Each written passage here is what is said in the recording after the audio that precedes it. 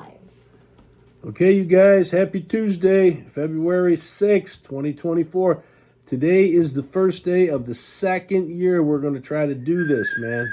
It's amazing, isn't it? One full year we've been doing this for you grandkids, man. And I hope they're a blessing. Grandma and I both hope and pray they're a blessing to you guys. All right, Proverbs chapter 6, verses 1 to 35, verse 4, 5, 10, and 11. Very important information that Solomon puts in here by inspiration of God. Solomon gives us a couple of warnings we need to pay attention to. These warnings need to be taken in context of the verses, verse 1 to verse 11. So when you're reading this, make sure you double read verses 1 to 11 because we're not going to do it together. But in verses 1 to 3, it reminds us when you vouch for another person, you co-sign, you give a recommendation for another person, make sure you know that person, you guys. Make sure you know who they are, what they are, you know about their character, etc. Solomon gives us a warning in that. Let's look at this. In number 1, in verse 4, he says this, give not sleep to thine eyes, nor slumber to thine eyelids. All right, what he's talking about is this.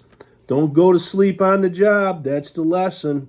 You're going to have people want to get you to help them. There's nothing wrong with helping people. But if you can possibly know and do some studying and some homework, find out who you're helping. Because there's people out there, you guys, that will take advantage of your goodness. And I've told your moms and dads as they're growing up, the devil will use your Christianity against you. And he'll send people into your lives and try to get you to help them, but they're helping themselves by getting you to do the work. Don't be that type of person, you guys. Don't go to sleep on the job. Don't doze off and be lulled to sleep when standing up for another person. Make sure you're on the job. Give not sleep to thine eyelids, nor slumber to thine eyelids. All right, Grandma, Proverbs 10:5. He that gathereth in summer is a wise son, but he that sleepeth in harvest is a son that causes shame. There you go, you guys. You're sleeping in harvest time.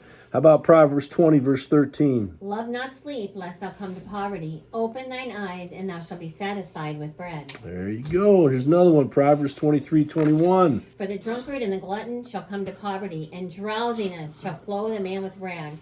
Listen, you guys don't want to go to sleep, man, in this life. I mean, you got to sleep. There's no doubt about that. But when you're doing the work of God, don't go to sleep and let the devil lull you to sleep, all right? Don't be standing up for people you don't know. And don't do it without doing your homework, all right? Very important, guys, because I'm telling you, there's bad people out there that will use your Christianity against you. Don't let them do it. All right, here's number 2 in verse 5. Solomon tells us this, deliver thyself as a roe from the hand of the hunter and as a bird from the hand of the fowler. All right, now listen to this for a second. I'm going to read you verses 1 to 3. My son, if thou be surety for thy friend, if thou hast stricken thy hand with a stranger, thou art snared with the words of thy mouth. Thou art taken with the words of thy mouth. Do this now, my son, and deliver thyself when thou art come into the hand of thy friend. Go humble thyself and make sure thy friend. That's talking about when you commit to do something for somebody, make sure you know what you're committing to and make sure you know who you are committing to, all right?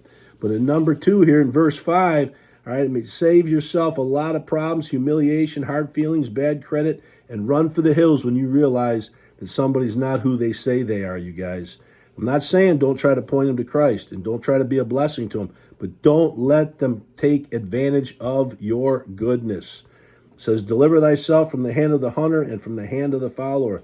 I said this a minute ago. Questionable people will hunt out good people to pull them up because they don't have the character to do it themselves. Don't do it. In verses 6 to 11, it speaks of the character and industriousness of the ant and the work ethic of the ant. You guys, we've read these verses before. Verses 6 to 8 says, go to the ant, thou sluggard, consider her ways and be wise, which having no guide, overseer, or ruler, provideth her meat in the summer and gathereth her food in the harvest.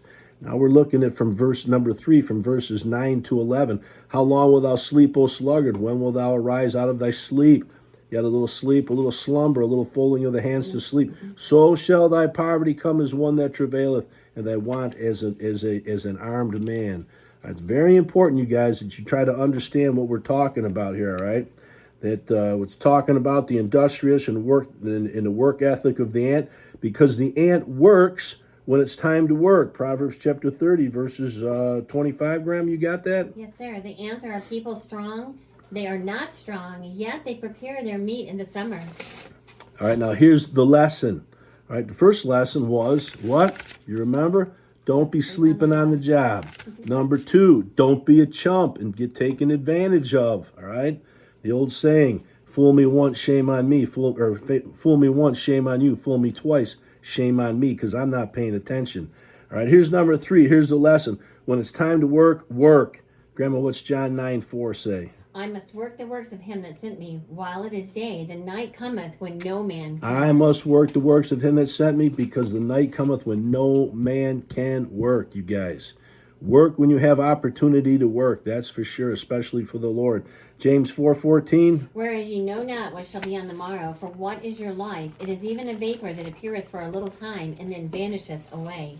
Vanishes away, you guys. There's coming a day in your life that you're not going to be able to work for the Lord anymore. All right, you don't want that day coming any sooner than it needs to come, because you want to use your life to make a difference in other people's lives for the cause of Christ. In the garden, when Jesus was getting ready to be taken prisoner and going to get crucified, in Matthew 26, you guys read these verses. Matthew 26, verse 37 to 46, and verse 52. It says this in verse 37, and he took with him Peter and the 2 sons of Zebedee, and began to be sorrowful and very heavy. Then saith he unto them, my soul is exceeding sorrowful, even unto death. Tarry ye here and watch with me for a while. And he went a little further. Jesus is always going further, you guys.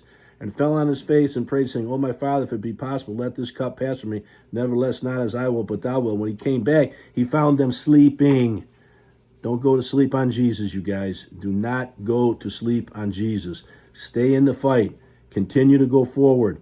Be steadfast, unmovable, always abounding in the work of the Lord, that your labor is not in vain. In verse 52, it talks about Jesus told Peter to put up his sword. All right? That's the verse that the Lord used to get me to Christ, you guys. That verse convicted me for a long time. All right? When he's talking about Peter cutting that dude's ear off, I mean, it was the wrong time to be doing that. But we're going to put up our sword someday, and we're not going to be able to do another thing for the Lord. Do it while you can. Lord, bless these guys. Help them to learn these simple lessons. Don't go to sleep on a job. Don't be a chump, and work when it's time to work. All right, love you guys. See ya!